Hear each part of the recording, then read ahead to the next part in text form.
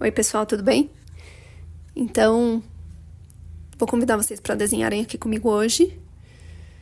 Não sei se vocês já conhecem essa pessoa, mas viveu no século XX, é da Itália, e não sei se pelo esboço já deu para vocês sacarem. Eu vi um filme dele muito bonito recentemente, que me inspirou a fazendo esse desenho. Bom, eu não conhecia essa pessoa, já tinha ouvido falar, enfim, tudo. E tem uma prima minha que é devota, que já deu um testemunho muito bonito também. Mas eu não conhecia. E fui assistir o filme e fiquei encantada. Então vamos lá pelas curiosidades primeiro. Ele tinha pais muito católicos, devotos de Nossa Senhora, né? E que já, se eu não me engano, eram 7 filhos, aí eu já tenho que olhar direitinho.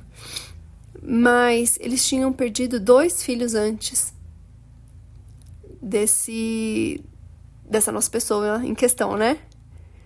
Então eles consagraram o novo recém-nascido a São Francisco de Assis. E o nome dele de batismo era Francisco, né? Francesco. E essa família, eles rezavam rosário com muita frequência. E logo em tenridade, aos 5 anos, ele já tinha se entregado a Jesus, assim, né? Quando ele fez mais ou menos 16 anos, aliás, ele recebeu eu lembro de uma visita de um frei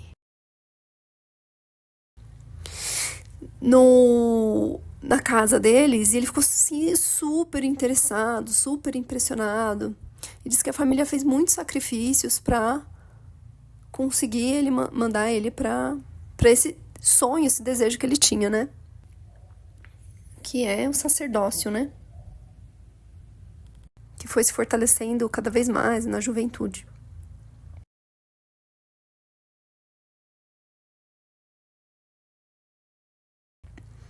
Quando ele fez 16 anos, então ele entra para a Ordem dos Caputinos. E ele se ordena padre aos 23 anos. Isso foi em 1910.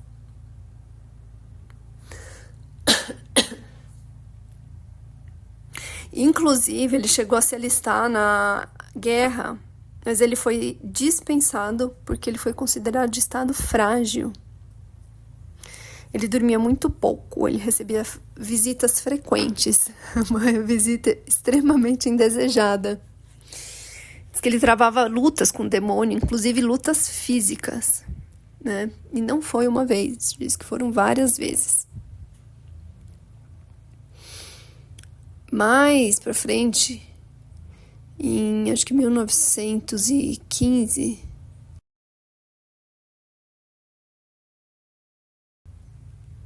ele recebeu os estigmas de Cristo, porque ele queria fazer parte da paixão, né? E em algum grau ele fez esse pedido aí para Nosso Senhor. E ele recebeu essa graça, uma graça dolorosa, né? De vida de sacrifício e penitência. Em aliviar as almas do purgatório e conversão dos pecadores, né? E se eu não me engano, pelo filme, aí eu já não sei se é ficção, ou se foi algum estudo mesmo, fala que ele queria trazer para ele um pouco do sofrimento da guerra, né? E das pessoas que estavam em sofrimento em guerra. Então ele recebe esses estigmas e nenhum médico chegou a nenhum tipo de conclusão que não fosse sobrenatural. Porque eles negavam sinal de infecção, sinal de inflamação, enfim. Acredito que por conta disso também tem muitos seres humanos, né? Tem muita inveja no meio, ele foi caluniado, foi difamado inclusive pela própria igreja, foi submetido a diversas investigações por parte de autoridades eclesiásticas, né? E em certo período aí da sua trajetória de vida, ele foi inclusive proibido de celebrar os sacramentos. Coisa que com certeza machucou muito ele, né? Também no filme fala que ele ficava muito mais tempo celebrando do que os padres comuns, enfim, porque ele tinha verdadeira, realmente, devoção, né? E frente a todo esse quadro aí, possivelmente até traumático, né? Ele se resignou humildemente. E acredito que, muito provavelmente, ele se sinta, inclusive, de certo modo, ou em algum tipo de grau, agraciado, porque ele sabia que aquilo poderia salvar alguém. Então é uma coisa negativa que tá vindo. Aquela famosa frase, né? Só Deus tira o bem do mal. Então eu acredito que ele se resignou humildemente frente a tudo isso, enfim.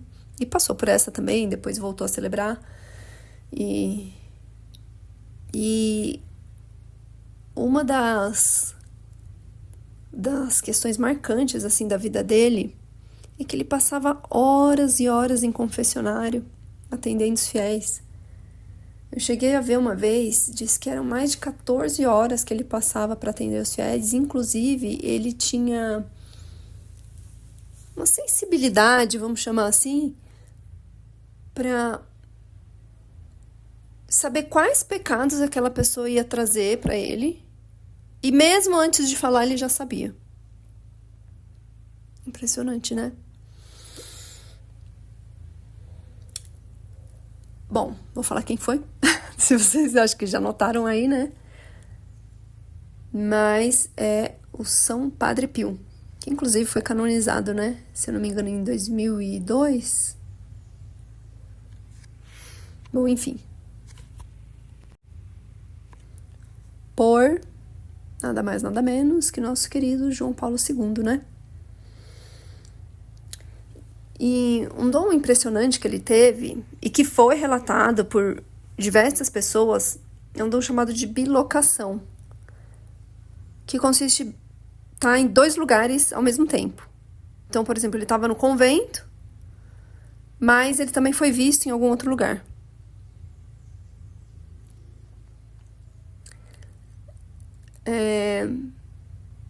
Tem uma história envolvendo isso, de um general que ele estava prestes a tirar a própria vida depois da derrota, né, do exército italiano. Ele ia se matar com um tiro. Ele estava prestes a disparar quando ele teve uma visão de uma pessoa, no caso um frade, né, que chegou para ele e disse: "General, você não vai fazer essa estupidez." E aí esse general desistiu de tirar a própria vida, né? Desistiu. E um tempo depois reconheceu o padre, que ele até então não conhecia, através de uma fotografia. E foi procurar ele. Ou seja, o Padre Pio apareceu para ele, num caso de necessidade extrema concedido por Deus, né? Para salvar a vida daquele homem. E depois esse general reconheceu ele numa fotografia e foi procurar ele. Neste encontro, diz que o padre, assim que avistou, falou: "Não precisa dizer mais nada, né? Eu sei quem que é. Sim, general, escapamos por pouco naquela noite."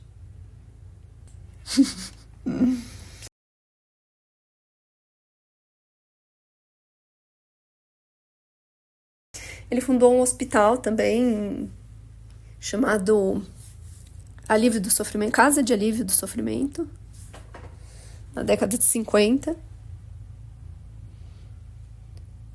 E depois, já falecido, né?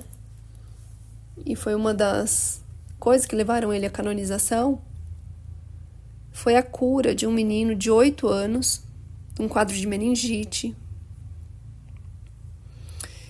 E o menino estava muito mal, os médicos desacreditaram, falavam que ele ia morrer, ele teve uma parada, enfim, entrou em coma. E os pais eram devotos já de Padre Pio. Quando a situação toda se agravou, a mãe foi até o túmulo dele, do padre, e rezou o rosário. Alguns dias depois, o menino acorda do coma. E o que ele diz para a mãe? Que ele sonhou com um senhor de barba branca, de roupa marrom, que consolava ele, dizendo que ele ia melhorar. E o menino ficou curado, sem sequela nenhuma.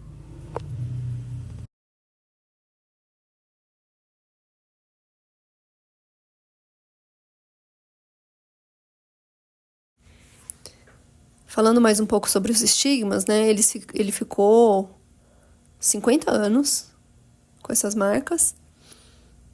E quando as pessoas souberam disso, começou a rolar um pouco de fanatismo. E começou a atrair muita multidão, né?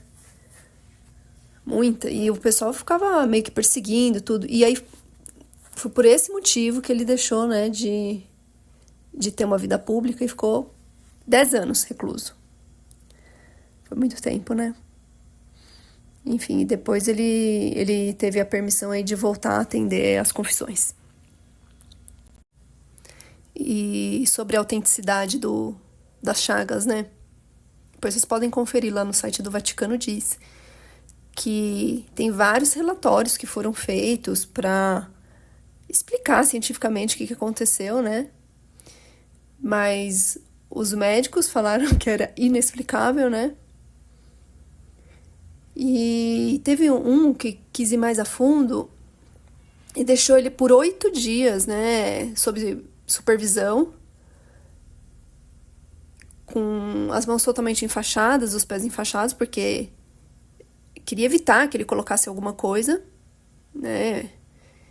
E quando tiraram as faixas, depois dos 8 dias, viram que estava assim, sangrando muito mais do que antes, né?